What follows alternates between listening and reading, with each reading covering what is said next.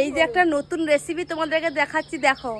এই যে কড়াই শাক ভাজা হচ্ছে, আর সকালের হচ্ছে কি সবুজ মটরের কচুরি হয়েছিল। আচ্ছা, মটরশুটির কচুরি দিয়ে শাক ভাজা দিয়ে খাচ্ছে। এই যে একজন, আর এই যে একজন, আর এই যে একজন। এটার মাস্টার মাইন্ড এই যে। খুব টেস্টি। দারুন দারুন দারুন দারুন। কাই পাঠালে রে পর্যন্ত আমার ভটা দুর্বল কি উনি হয়েছে দাও।